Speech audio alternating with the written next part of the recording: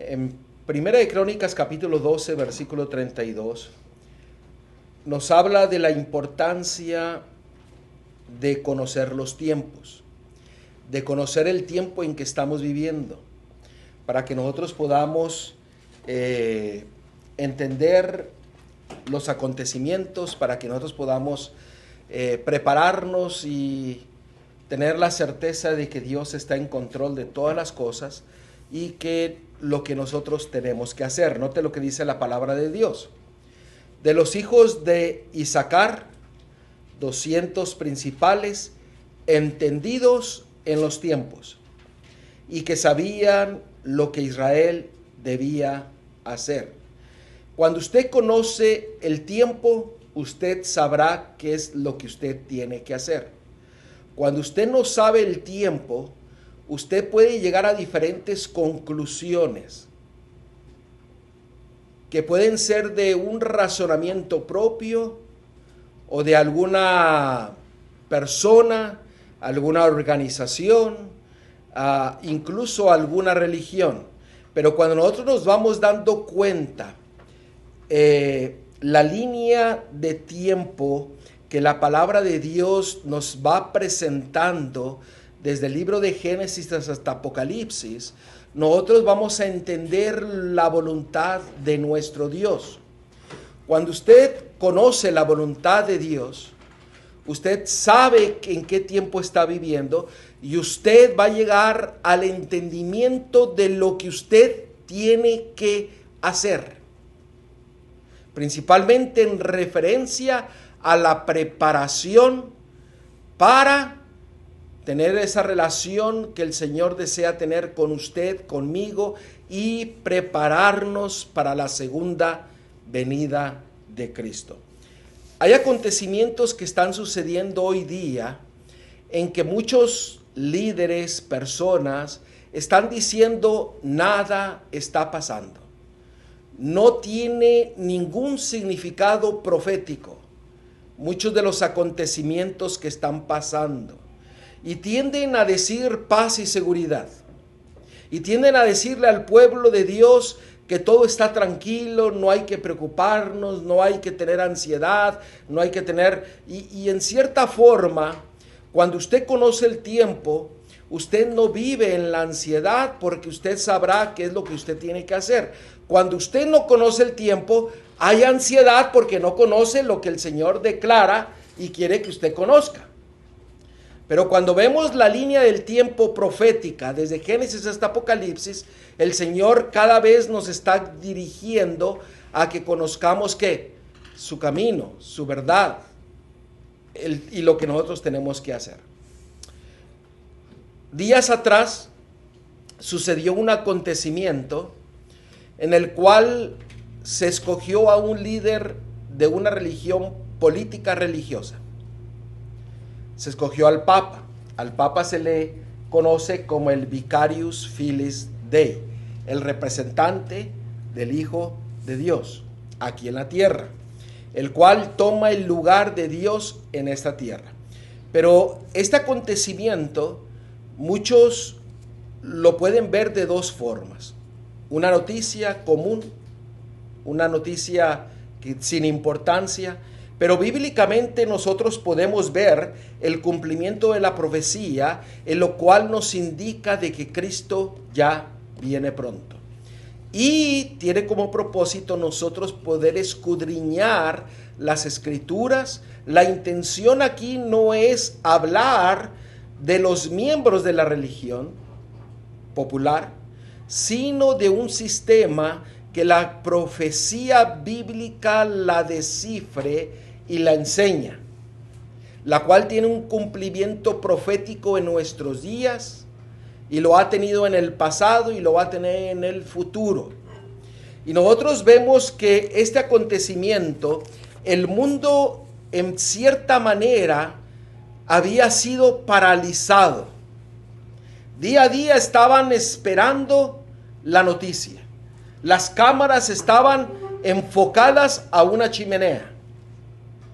Los medios de comunicación todo el día estaban transmitiendo la noticia, esperando. Y si había un programa que se estaba dando, se interrumpió para dar la noticia. El mundo estaba esperando la elección de un líder de una organización política religiosa, que es la única que existe en este mundo. Hay muchas asociaciones religiosas, pero no son políticas. Este poder es político religioso. Y cuando se dio la noticia, el mundo enfocó su mirada a ese acontecimiento. Y yo me puse a ver la tarea, a dar la tarea de por qué la persona que había sido elegida escogía un nombre que no es el nombre de pila de la persona. Escogía un nombre y yo dije, bueno, ¿y por qué escogen ese nombre? ¿Qué hay detrás de escoger ese nombre? Esta persona que recibió el llamado se puso León 14. Y yo dije, bueno, ¿por qué escogió León 14? Y yo vi que en esa organización se nos dice que cuando un papa elige un nombre, no es solo una cuestión de elección personal, sino que es un acto profundamente simbólico que refleja su visión del pontificado y a menudo se inspira en figuras históricas, espirituales o valores que desea promover. En pocas palabras, cuando un papa escoge el nombre, está escogiéndolo porque quiere seguir la línea que se ha seguido bajo ese nombre. Los principios, la continuidad y legado. No solamente era darle homenaje a los santos y figuras espirituales, era una declaración de intenciones de que iban a seguir haciendo lo que todos los papas León habían llevado a cabo. Y a este papa, León XIV, se le identificó con dos papas, León I y León XIII. Y me fui a investigar qué significativo tenían estos dos papas que se relacionan con León XIV. Porque recuerden, el propósito era seguir el legado que habían dejado todos los leones, pocas palabras. Pero él se identificaba con León I, que se le conoce como León el Grande, el primero, y León III. Y en el León I, que se le llama el Grande, este papa tenía algo muy peculiar, porque inició su ministerio en una forma en la cual todos los demás papas lo siguieron, los que iban adoptando ese nombre, porque seguían los principios, la doctrina, la ideología y defendían lo mismo que se fue llevando. ¿Sí me están entendiendo? ¿Me están siguiendo lo que estoy queriendo decir, verdad? O sea, no se quiebra la cadena, se sigue acrecentando. Y esto es muy interesante porque nos va a mostrar cuán cerca estamos de la segunda venida de Cristo. Vamos a ver un poco acerca de este papa. Este papa defendía la ortodoxia católica. Usted se va a preguntar, ¿qué significa esto de ortodoxia? Se refería a la adhesión fiel y doctrinal en las enseñanzas oficiales de la Iglesia Católica. O sea, este León I el Grande defendía las tradiciones, las fiestas, las leyes canónicas de la Iglesia. Y este Papa León XIV tiene una maestría, un doctorado en la ley apostólica de la Iglesia. Muy interesante. Ahora, este León I especialmente se centraba en el magisterio, en la autoridad de enseñanza de la iglesia. O sea, en pocas palabras, era un promotor ¿de qué? De las doctrinas de la iglesia. Las Sagradas Escrituras y la tradición apostólica. Noten, tradición apostólicas. Y los concilios ecuménicos. Noten, León I el Grande tenía un énfasis en el ecumenismo, como el concilio de Nicea, Trento, Vaticano I y II, entre otros. Todos estos concilios tenían como objetivo el ecumenismo, la unión de todas las religiones y de los gobiernos. Ese era el propósito desde aquel entonces. Ahora, ¿qué significa ortodoxia? La palabra ortodoxia viene del griego ortos, que significa recto, y doxa, creencia o opinión. Y significa, literalmente doctrina correcta. Para ellos, porque muchas ocasiones esta doctrina va en contra de la palabra de Dios. En el contexto católico se refiere a la fidelidad a la fe verdadera tal como la ha sido revelada por Dios y perseverada por la iglesia. Esto era lo que significaba ortodoxia. Ahora, el león, que siguen las tradiciones, lo han ido llevando de papa en papa los que han adoptado el nombre León y han expresado o defendido la ortodoxia como principio de verdad conforme a la tradición de la iglesia, no a la de la Biblia, de la iglesia. Ahora, vamos a ver los fundamentos de la ortodoxia católica. Ustedes no se van a sorprender cuando este nuevo papa va a ir predicar, mostrar todas estas ideologías. Note lo que dice la primera. El fundamento de la ortodoxia católica, la primera es la Trinidad. ¿Por qué? Porque la Trinidad es la base, el fundamento, lo dijo el Papa Francisco, que es el fundamento, la base del ecumenismo. Usted puede encontrar esa noticia en el internet. Y este tiene el propósito de predicar acerca de la Trinidad. La segunda, la divinidad y humanidad de Jesucristo. La autoridad de la iglesia y del Papa. Los 7 sacramentos, que son bautismo, confirmación, eucaristía, penitencia, unción de los enfermos, orden sacerdotal y matrimonio. O sea, básicamente va a resaltar ¿qué? La tradición de la iglesia. La salvación por gracia mediante la fe y las obras. La fe viva se expresa en obediencia, caridad y vida sacramental. La primera parte suena muy bien, pero ya la segunda parte es que el fundamento o tradición ¿qué? De la iglesia popular.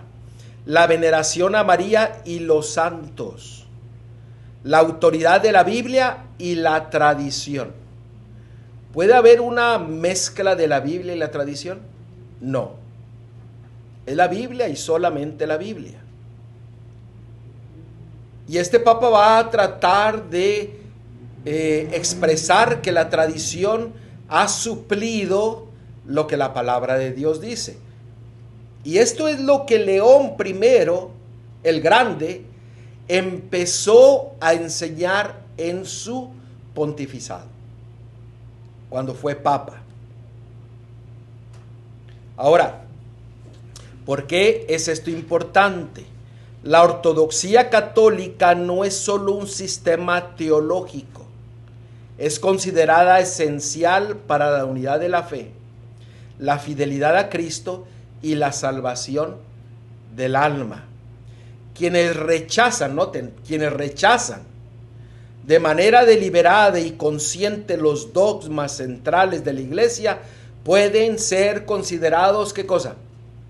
Herejes, desviados de la fe verdadera. O sea, si usted no cree en lo que la ortodoxia declara, acabamos de ver la Trinidad, los sacramentos, todo lo que es la tradición, entonces usted será considerado, ¿qué cosa? Hereje. ¿Qué es lo que hacían con los herejes?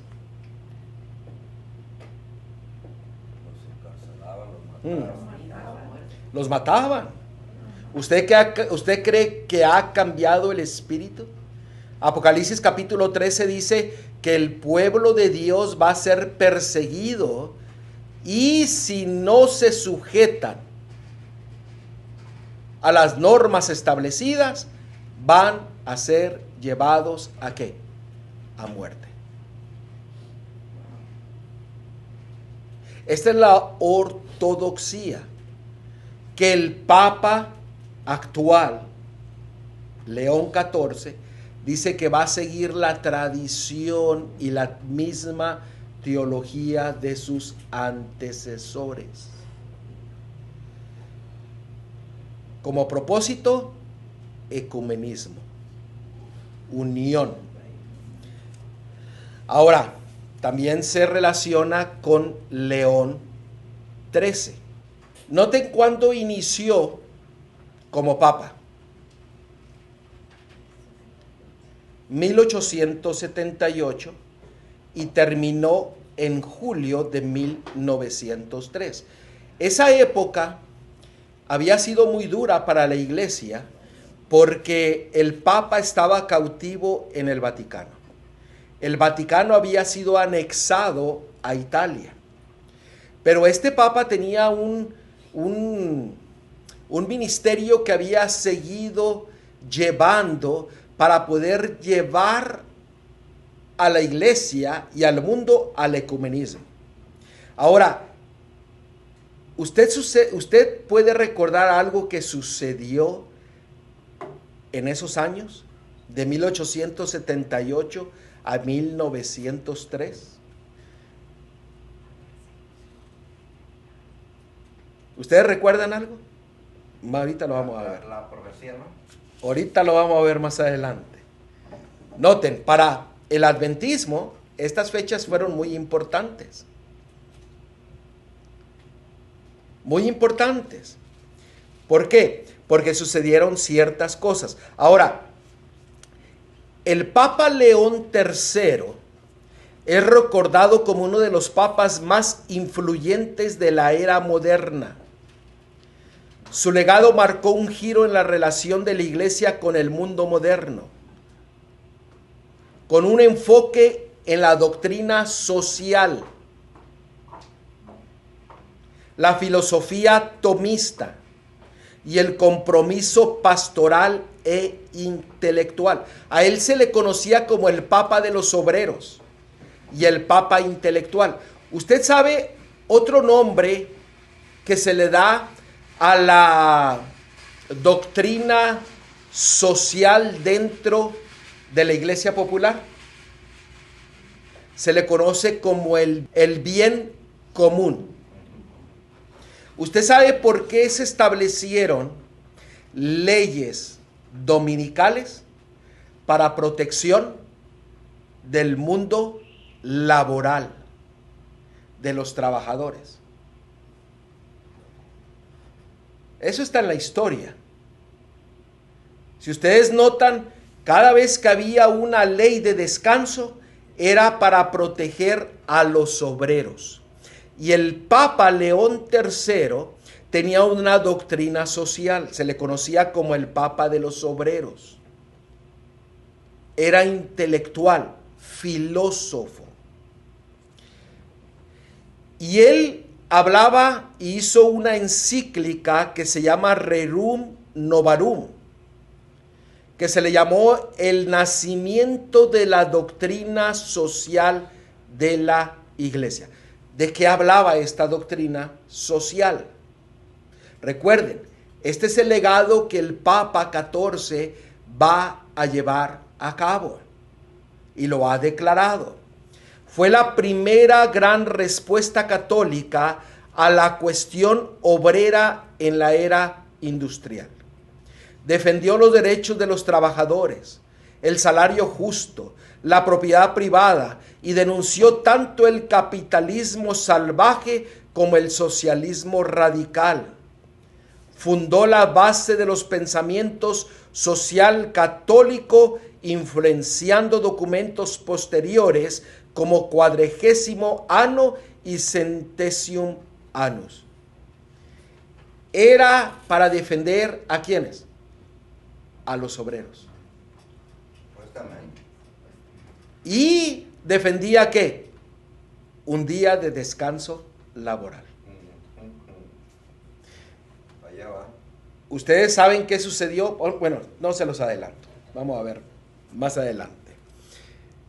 ¿Qué también impulsó este Papa, que es el antecesor de León XIV? Y que León XIV va a seguir la misma línea. Renovación del pensamiento tomista. Esto fue de Tomás de Aquino. Él promovió el estudio como base filosófica y teológica de la Iglesia. La palabra de Dios no puede unirse con la filosofía. Es imposible. La filosofía es el razonamiento fuera de la palabra de Dios. No podemos ser filosóficos. Tenemos que basarnos en un escrito está. Este Papa León publicó la encíclica Aeterni Patris en 1879, restaurando el tomismo como doctrina oficial para la formación del clero. Fundó academias e impulsó universidades para revitalizar el pensamiento católico frente al racionalismo y al modernismo. El modernismo. ¿Por qué? Porque precisamente lo que el hermano dijo, hoy día las iglesias cristianas quieren modernizarse en la fe. Lo mismo que León III empezó a hacer.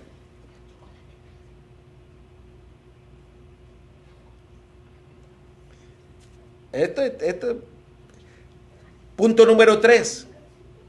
El estudio de la Biblia y de los padres de la iglesia. Apoyó el estudio científico de las Sagradas Escrituras. ¿Ustedes le recuerda algo esta frase? Apoyó el estudio científico de las Sagradas Escrituras. Hoy día la sociedad quiere comprobar la Biblia científicamente. ¿Ustedes recuerdan en el diluvio? Se juntaron todos los sabios en ese momento y dijeron, es imposible que caiga agua del cielo porque nunca ha sucedido. Científicamente es imposible. Aun cuando la ciencia vaya en contra de la palabra de Dios, los científicos van a declarar lo que ellos piensan, aun yendo en contra de un escrito está. Los que sucedió en el tiempo del diluvio, usted lo puede leer en la pluma inspirada, dice que todos los científicos dijeron es imposible. Decían que estaba loco Noé. Decían que Noé estaba loco. Pero esos científicos de aquel tiempo se equivocaron. ¿Por qué? Porque cayó la lluvia y se los llevó a todos, los destruyó a todos. Y hoy día muchas cosas de la palabra de Dios son desechadas porque los científicos se han puesto y han dicho es imposible. Ahí tiene la teoría de la evolución, que ha llevado a muchas personas a no creer en Dios, al ateísmo. Sigue diciendo, apoyó el estudio científico de las Sagradas Escrituras dentro de un marco de fidelidad doctrinal. Fundó el Pontificio Instituto Bíblico y fomentó el uso cuidadoso de métodos históricos y lingüísticos en la exégesis bíblica. Punto 4. Defensa de la libertad de la Iglesia frente al Estado secular. Durante su pontificado, la Iglesia enfrentaba gobiernos liberales y anticlericales, especialmente en Italia y Francia. León defendió los derechos de la Iglesia en la vida pública, el matrimonio cristiano y la educación religiosa. Sonó muy bonito, pero sabemos a qué se refiere esto. Era primero que la tradición católica, la tradición de la Iglesia ante todas las cosas. ¿Por qué se persiguió al pueblo de Dios fiel por 1260 años? Porque se oponía a todo lo que este papa estaba haciendo. Pero ahora lo estaba haciendo ¿qué? Detrás de las cortinas, calladito, y empezó a ¿qué? A adentrarse en todos los lugares. Recuerden, León XIV dice que va a seguir ¿qué? Lo mismo. El legado. Apertura diplomática y pastoral al mundo moderno. A diferencia de su antecesor Pío IX y León XIII, buscó diálogo con el mundo moderno sin renunciar a la ortodoxia. O sea, básicamente va a tratar de unirse con los gobiernos de este mundo, pero sin dejar ¿qué cosa? La tradición de la Iglesia. Sin abandonar la ley de la Iglesia. Este poder no cambia. Se nos ha dicho en la pluma inspirada que este poder es el mismo. Es como el camaleón. No cambia. Aparenta cambiar, pero no cambia. Es lo mismo. Si tuviera oportunidad de perseguir, perseguiría ahorita. Pero como se le quitó el poder político y lo vemos que lo está ganando poco a poco, León presionó la unión con el mundo, pero sin dejar que la ideología, la tradición, las fiestas, la ley de la Iglesia. Mire lo que dice: restableció relaciones diplomáticas con varias naciones y promovió una actitud más abierta hacia la ciencia y la filosofía contemporánea. Hoy día todas las religiones se quieren modernizar. Quieren traer la filosofía dentro de las iglesias y ser filosóficos, en vez de dirigirse con un escrito está. Fomentó del rosario y la devoción mariana. Publicó varias encíclicas sobre el rosario, como Supremi Apostolatus, y promovió la devoción a la Virgen como medio de renovación espiritual y protección social. Sabemos que nosotros tenemos solamente ¿qué? Un mediador, que es Jesucristo.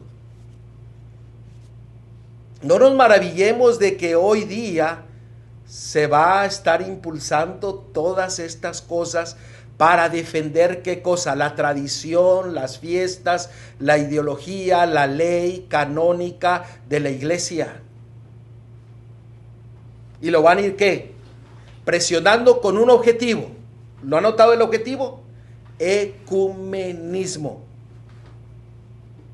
La unión de las iglesias con el Estado. A él se le conocía como el Papa de la verdad. No teme la ciencia. Esto fue lo que él dijo en ciertas ocasiones. La verdad no teme la ciencia. El derecho natural es anterior a todo pacto social. ¿Notan lo que usted está diciendo aquí? La fe y la razón se iluminan mutuamente. O sea, usted tiene la fe por la razón. Por eso sucedió la Revolución Francesa, donde quemaban todos los libros, porque la razón tomó el primer lugar, que se olvidaron de Dios. Abandonaron los principios bíblicos y se fueron a los principios de este mundo.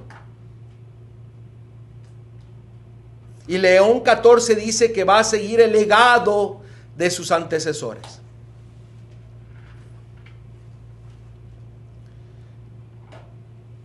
Ahora, este papa iba a buscar el bien común. ¿Qué significaba el bien común? Note lo que dice, lo que significa el bien común, que es la protección contra los obreros, contra la gente social, contra los trabajadores, que por otro lado es el bien común. Es un término muy indefinido. Cada persona lo define a su gusto. El gobierno lo define a su gusto. Cuando hablamos de derechos naturales debe ser con limitaciones.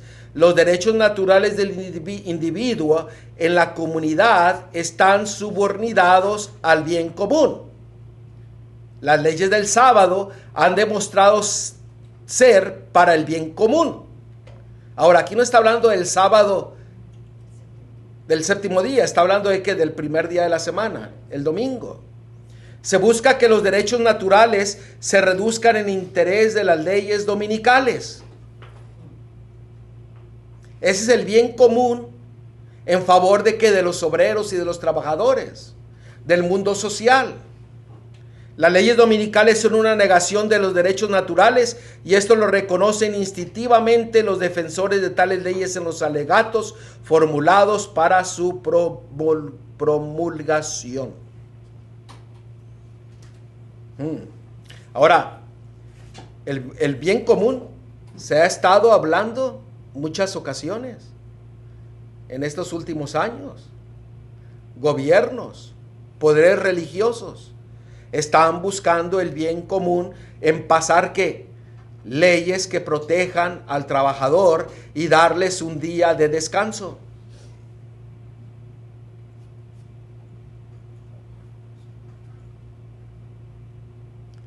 Apocalipsis capítulo 13 versículo 3 dice: vi una de sus cabezas como herida de muerte, pero su herida mortal fue sanada y se maravilló toda la tierra en pos de la bestia. Usted dirá, bueno, tal vez usted nunca ha escuchado acerca de la bestia. La profecía declara quién es la bestia, la profecía bíblica. Pero muchos de los pioneros, muchos de los reformadores declararon quién era la bestia. Déjenme darles un ejemplo. Martín Lutero. Note lo que dijo Martín Lutero: estamos aquí convencidos de que el papado es la semilla del verdadero y real anticristo. Esto lo dijo Martín Lutero. Personalmente declaro que no le debo al Papa otra obediencia que la que le debo, al anticristo. Martín Lutero declaró que el anticristo era ¿quién? El papado. Otro reformador, Juan Calvino. Algunos les parecemos calumniadores y petulantes cuando llamamos al pontífice romano anticristo. Pero quienes así piensan no perciben que acusan de inercia a Pablo, de quien hablamos es más, en cuyas mismas palabras hablamos. ¿Me están siguiendo lo que quiero decir?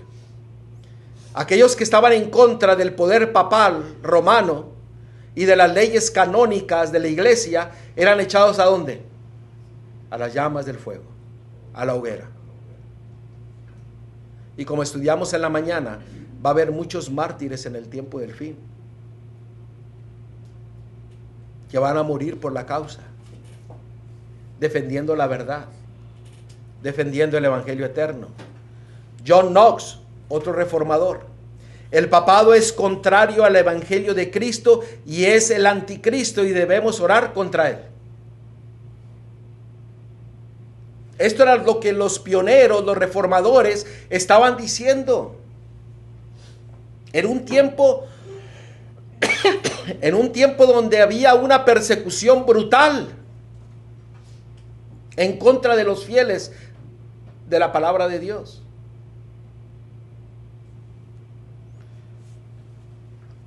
El protestantismo declaró: no hay otra cabeza de la iglesia sino el Señor Jesucristo. Ni el Papa de Roma puede ser cabeza de ella en ningún sentido, sino que es el anticristo, ese hombre de pecado e hijo de la perdición, quien se exaltó en la iglesia contra Cristo y todo lo que se llama Dios. Esto es lo que decían los protestantes en aquel entonces. Hoy día los protestantes quedan ¿qué? Mudos, calladas, ya no protestan. Incluso declaran que la protesta se acabó.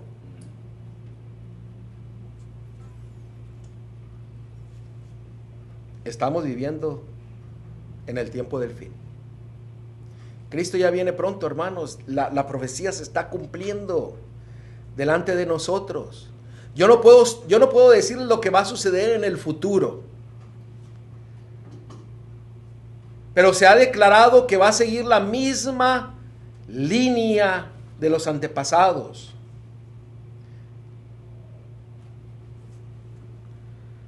Apocalipsis capítulo 12 dice que iba a haber que una persecución contra la simiente de la mujer, que es la iglesia verdadera, el pueblo de Dios.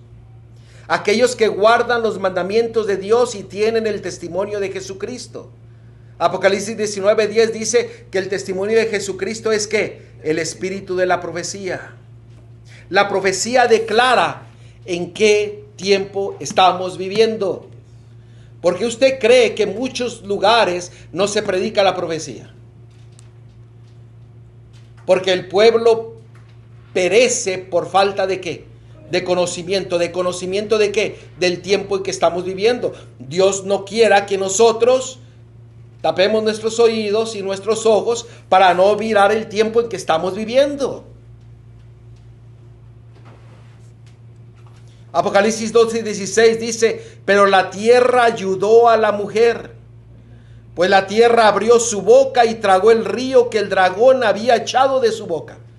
Aquí estaba refiriéndose ¿a quién? Al poder político de los Estados Unidos. El 8 de mayo del 2025, note lo que el nuevo Papa declaró. Soy hijo de San Agustín Agustino, quien dijo, con ustedes soy cristiano y para ustedes soy obispo. En este sentido, todos podemos caminar juntos hacia esa patria que Dios nos ha preparado. ¿De qué estaba hablando? Ecumenismo. Unámonos todos. Ecumenismo. A la iglesia de Roma un saludo especial. Debemos buscar juntos cómo ser una iglesia misionera. Una iglesia que construye puentes, dialoga, siempre abierta a recibir. Noten, ellos van a recibir. ¿A quiénes? A todos los que se van a unir en el ecumenismo. Ellos no dicen nosotros vamos a ir. No, ellos van a recibir. Como está Plaza con los brazos abiertos a todos los que necesitan nuestra caridad, nuestra presencia y diálogo y amor. Ecumenismo. Estamos viendo el cumplimiento de la profecía. Y hay líderes que se quedan callados y dicen, no está sucediendo nada. Esto que acaba de suceder no es un acontecimiento profético.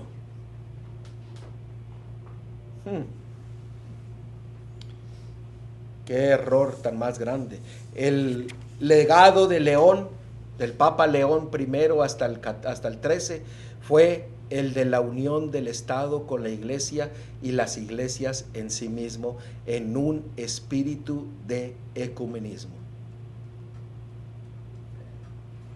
La palabra de Dios dice que las iglesias se van a unir, que las iglesias van a entrachar las manos y van a formar la imagen de la bestia.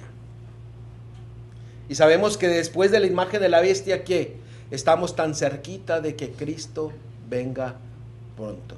No, ahí lo está diciendo él, que van a venir a ellos.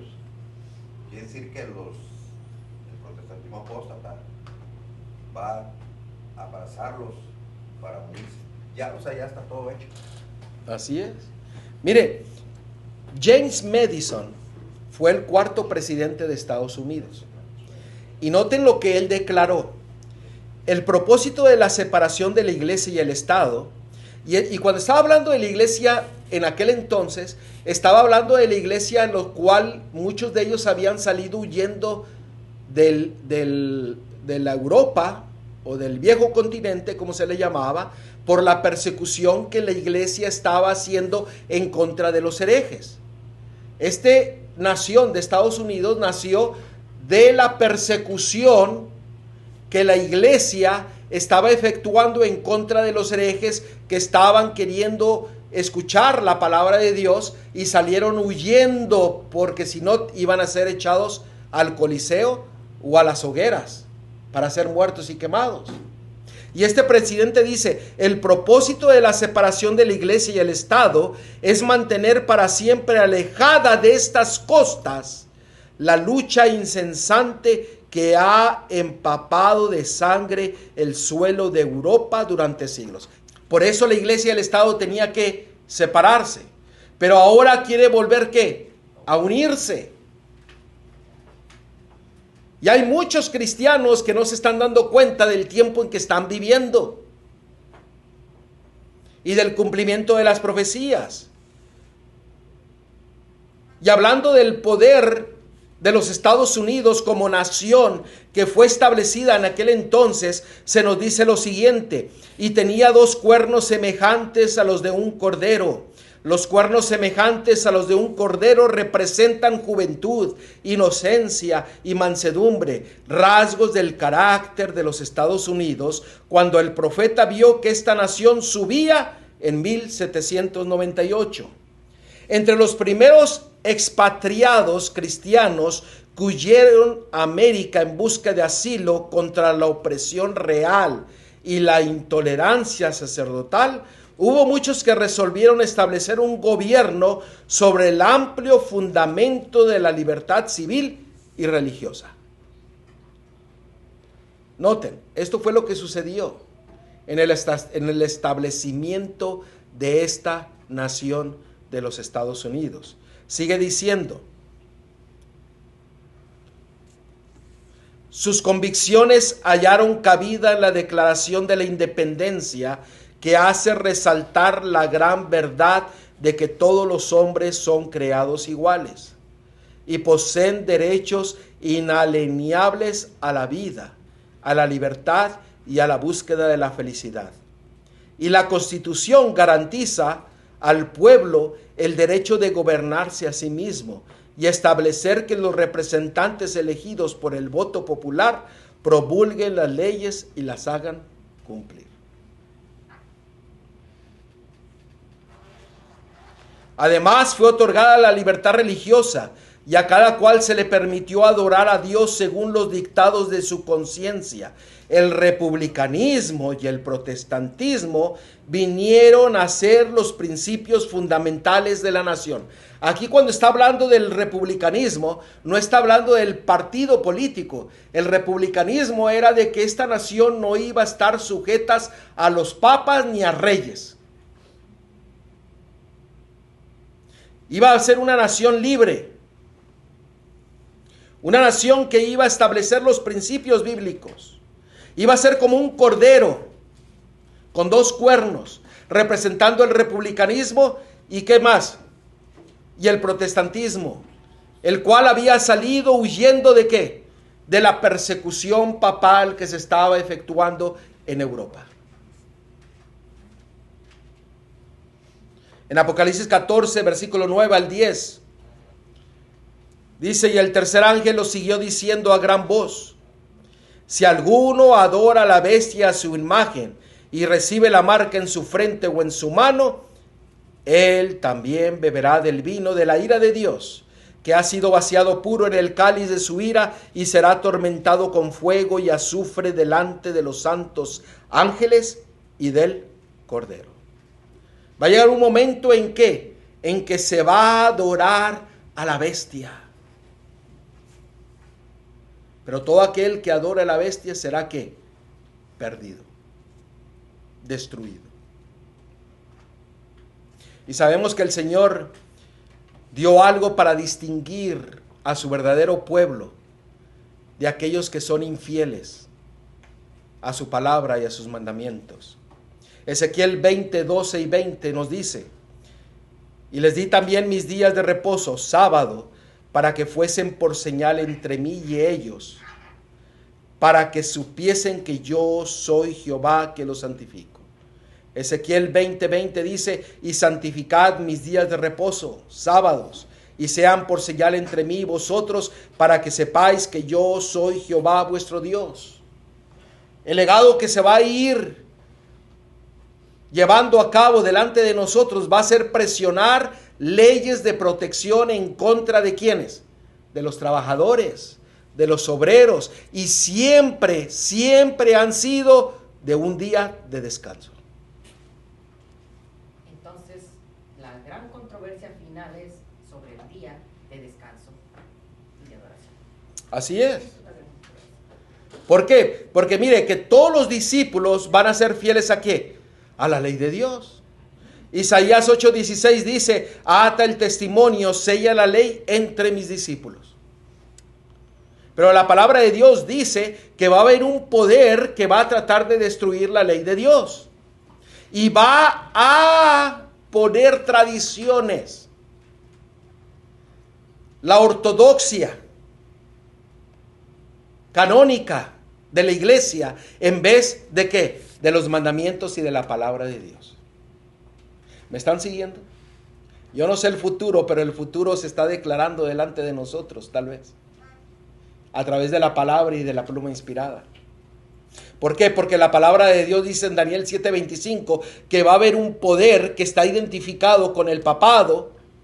En la profecía de Daniel 7, que dice que este poder hablará contra el Altísimo y a los santos del Altísimo quebrantará y pensará en cambiar los tiempos y la ley. ¿Usted ha creído que esto ha sido realidad? Los calendarios se han ido cambiando. Las fiestas de Jehová han sido suplidas por las fiestas de este mundo. Incluso en la tradición de la iglesia popular declaran, observemos ¿qué? Las fiestas. Pero no está hablando de las fiestas de Jehová. Está hablando de las fiestas ¿qué? De este mundo. Y déjeme decirle que para muchos la fiesta del Día de las Madres es una fiesta establecida por el paganismo y por las tradiciones de la iglesia. Las tradiciones de las fiestas del Padre, del amor, de la amistad, de la Navidad, de la Pascua, de todas esas cosas, del conejito y de los huevitos y de todas esas. Sí. Son fiestas que ese poder político religioso ha impuesto. Así es. Y déjeme decirle que este poder político religioso no tiene peros en decirlo.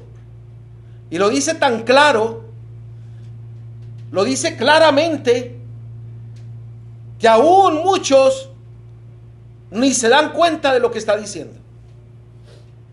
Están cegados completamente. ¿Por qué? Porque el mundo los ha cegado y los ha hecho sordos. Este poder político religioso declara todo tal como ellos lo declaran y dicen, esto es de nosotros. Nosotros hicimos esto, nosotros queremos esto, esta es nuestra tradición, y si usted sigue nuestra tradición, usted está sujeto a nosotros. Así lo dicen. Así lo dicen claramente. Miren, un cardenal llamado James Gibbon, él declaró, podrás leer la Biblia desde el Génesis hasta el Apocalipsis y no encontrarás ni una sola línea que autorice la santificación del domingo. Las Escrituras mandan la observancia religiosa del sábado, el día que nosotros nunca santificamos. Ven, lo dicen claramente, abiertamente. ¿Quién es el que cambió la santificación del sábado al domingo? Este cardenal lo declaró, fue que la iglesia papal. Lea la historia y se va a sorprender. Pero no ahí no quedó, hay muchas otras declaraciones que se declara. Note lo que dice el mismo cardenal. La razón y el sentido demandan la aceptación de una u otra de estas alternativas, o el protestantismo y la santificación del sábado, o el catolicismo y la santificación del domingo.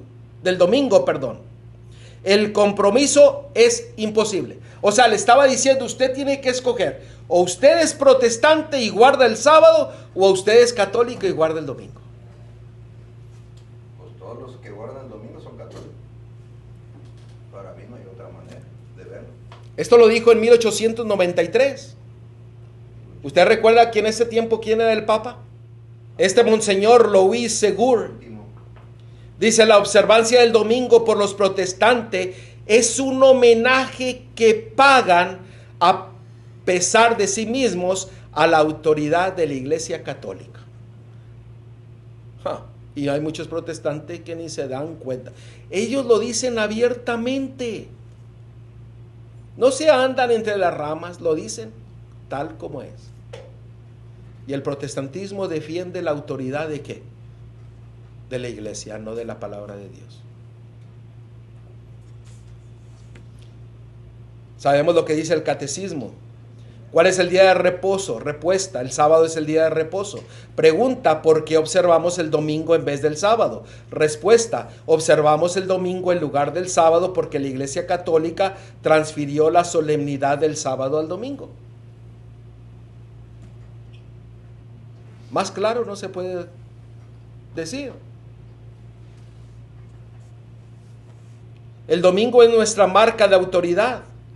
La iglesia está por encima de la Biblia y este cambio de la observancia del día de reposo del sábado al domingo es prueba positiva del hecho. Eso lo dijo en The Catholic Record en 1923. Otra mención, el The Catholic Press de 1900.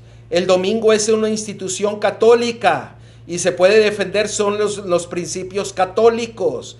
Desde el comienzo hasta el final de las Escrituras no hay un solo pasaje que justifique la transferencia de la adoración pública semanal del último día de la semana al primero. Más claro que esto.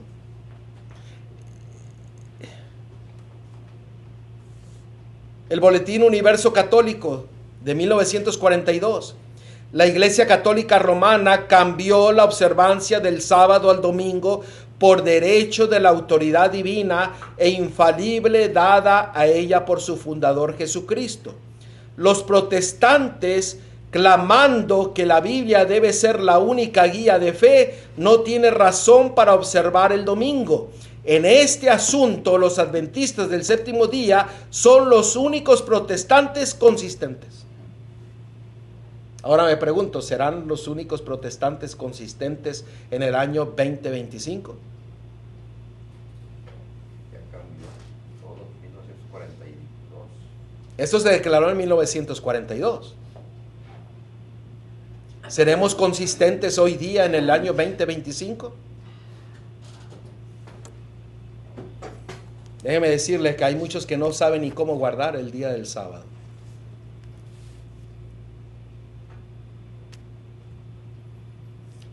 Y este poder político religioso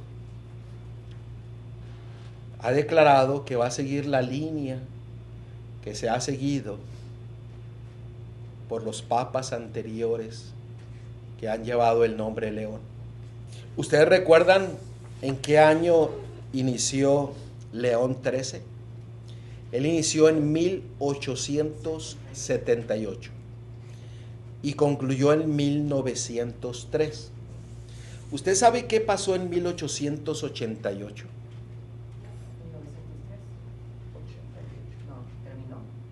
En 1903 terminó. ¿Usted sabe qué pasó en 1888? Hubo una ley que se llama la S-2983, que fue llevada por el senador Henry Blair. Y esta ley se estaba buscando el bien común para proteger a los trabajadores. Y ese bien común era que se tenía que cerrar todos los negocios en el día del domingo y que tenían que ir a la iglesia para adorar a Dios. Esta se le llamaba como una ley azul. Y esto fue en 1888. ¿Quién era el Papa en aquel entonces? Y si nosotros vemos lo que la ideología que él estaba presionando, estaba buscando que la unión de la iglesia y del Estado, ¿para qué? Para proteger al trabajador, al obrero. Y este Papa estaba buscando la unión, el ecumenismo entre las iglesias y el gobierno. ¿Es casualidad? Usted conteste. ¿Iba a decir algo, Manuelita? Una excusa para apoyar sus propios razonamientos.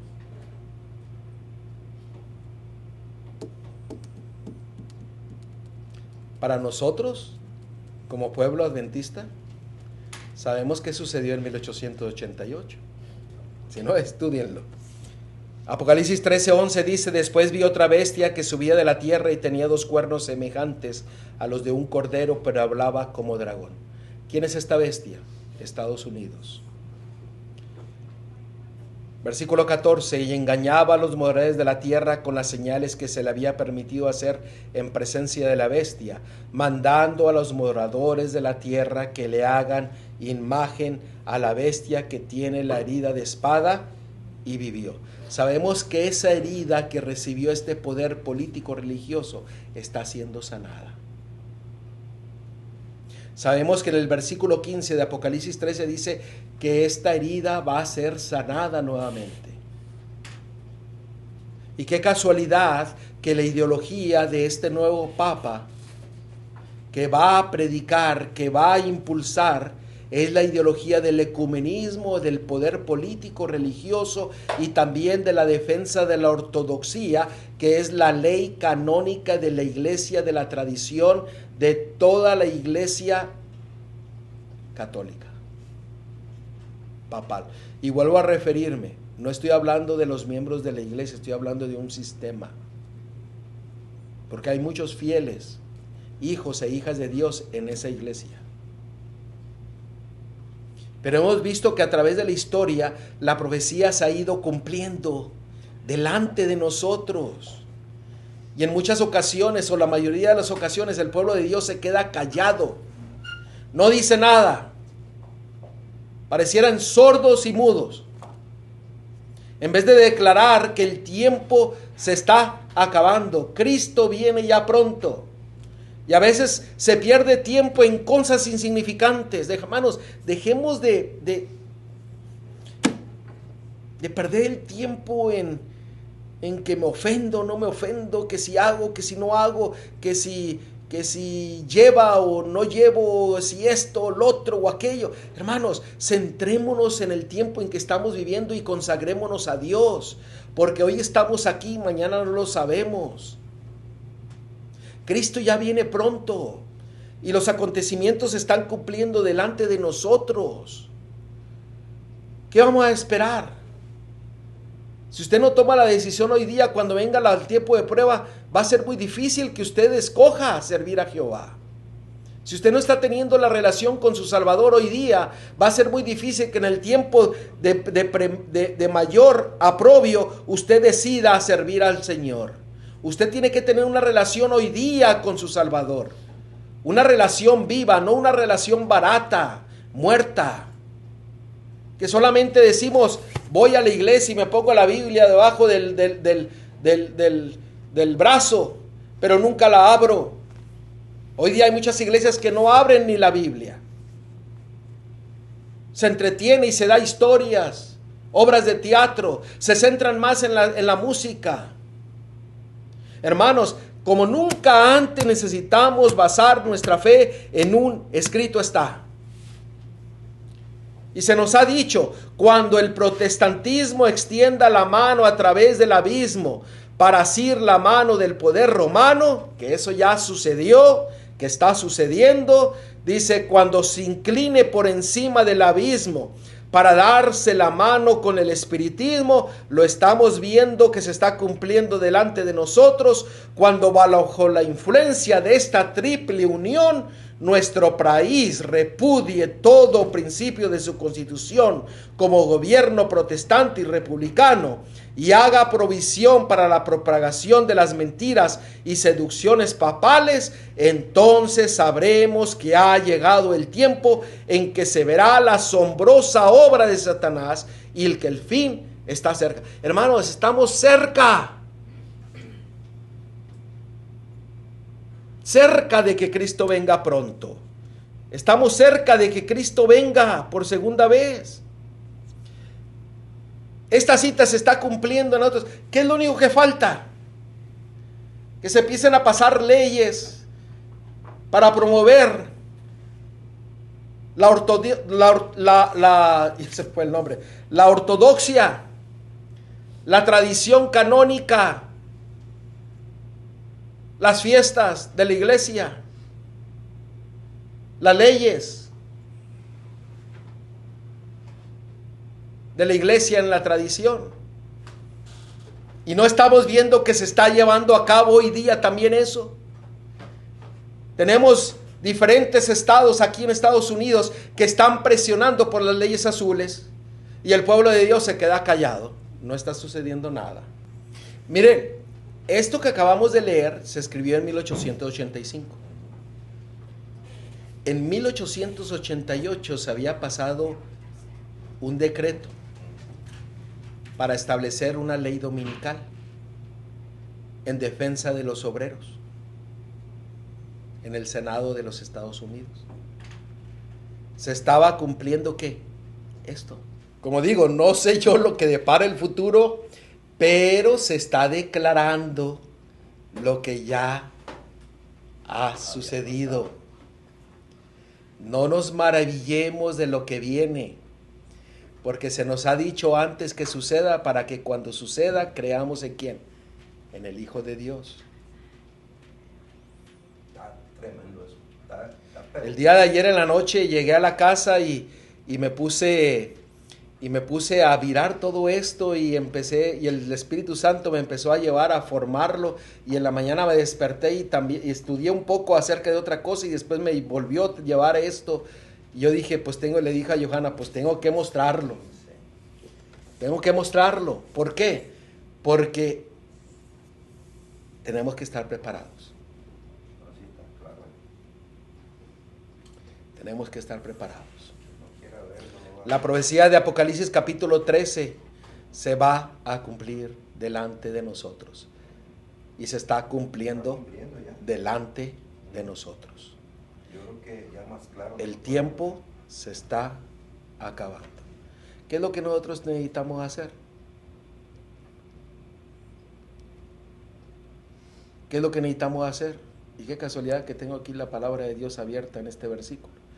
Romanos capítulo 13, versículo 11.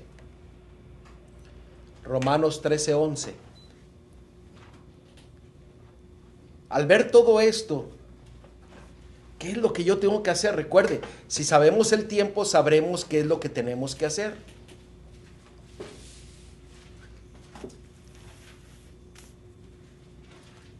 Romanos 13, 11. Note lo que la palabra de Dios dice, y gloria a Dios porque Él lo puso aquí delante de mí, porque estaba pensando cómo voy a terminar esta presentación, y el Señor nos llevó a este texto. Romanos 13, 11. Y esto conociendo el tiempo, que es hora de ¿qué? De levantarnos del sueño, porque ahora está más cerca de nosotros nuestra salvación que cuando creíamos. La pregunta es, ¿a qué tengo yo que despertarme? ¿A qué tengo yo que despertarme? Ponga su referencia ahí en la Biblia. ¿A qué se tiene que levantar? ¿A qué se tiene que despertar? 1 Corintios 15, 34. ¿A qué se tiene que levantar? Despertar. 1 Corintios 15, 34. Velad, despiértate, está atento, debidamente. ¿Lo tienen todos? Dice velad, o sea, despiértate debidamente y no, ¿qué cosa? No pequéis, porque algunos no conocen a Dios, para vergüenza vuestra lo digo. ¿A qué tenemos que despertarnos? A no pecar, a ser fiel, a arrepentirnos de nuestros pecados. ¿Por qué? Porque conocemos el tiempo y sabemos qué es lo que tenemos que hacer. Tenemos que morir día a día al pecado para ser resucitados en Cristo Yeshua nuestro Salvador. Y que Cristo more en nuestro corazón, en nuestra vida, en nuestras mentes, para poder crecer en su justicia, en su amor, en su gracia, en su misericordia. Esa es la única forma en que usted y yo vamos a estar capacitados para ir a predicar este mensaje a todo el mundo. Conocemos el tiempo. ¿Qué vamos a hacer? Hermanos, yo ya decidí qué yo voy a hacer. La decisión es que individual. Va a haber muchos que van a decir, ustedes exageran. Miran, ¿cómo dice el dicho? Miran como diablos en trinchete, algo así dice, ¿no? Miran monos con tranchetes. ¿Cómo dice? Miran monos con tranchetes. Miran monos con tranchetes. Y vamos a ser criticados porque dicen, no, exageran. ¿Por qué? Porque los líderes dicen paz y seguridad. No sucede nada, no viene nada, quédense tranquilos. Alarmistas, exagerados, judaizantes, legalistas, y tantas cosas que se dicen, hermanos. Usted que no le preocupe de lo que piensen de usted preocúpese de lo que su Salvador piensa de usted. Y dice, es tiempo de levantarse, ¿para qué? Para arrepentirse, para dejar de pecar con el poder de Cristo nuestro Salvador. Si nuestra familia se voltea y nos critica y nos persigue, alabado sea Dios. Nos van a perseguir. Si perdemos amigos y si perdemos membresías, alabado sea Dios. Usted manténgase fiel a la palabra de Dios, a los principios. Usted no puede confiar en un servidor, usted confía en la palabra de Dios. Usted no puede confiar en un rabino, en un pastor, en un sacerdote. Usted tiene que confiar en la palabra de Dios, porque la palabra de Dios dice, maldito el hombre que confía en el hombre, mas bendito aquel que confía en Dios. Conocemos el tiempo se está acabando. Y la preparación inicia en uno, aceptando el llamado de Dios. Cristo viene muy pronto. No nos maravillemos en que estos próximos días, semanas, meses o años, no sé, vamos a ver un avance de todo lo que hemos hablado hoy día para llevar a un propósito, para que la herida mortal sea sanada y que se cumpla Apocalipsis capítulo 13, Daniel capítulo 7, Daniel capítulo 8, Daniel capítulo 2, se vaya a cumplir delante de nosotros Daniel capítulo 11, y no nos sorprendamos de que el Señor ya viene. Porque conocemos el tiempo, nosotros estaremos preparados, despiertos, abandonando ¿qué? El pecado con el poder de nuestro Salvador.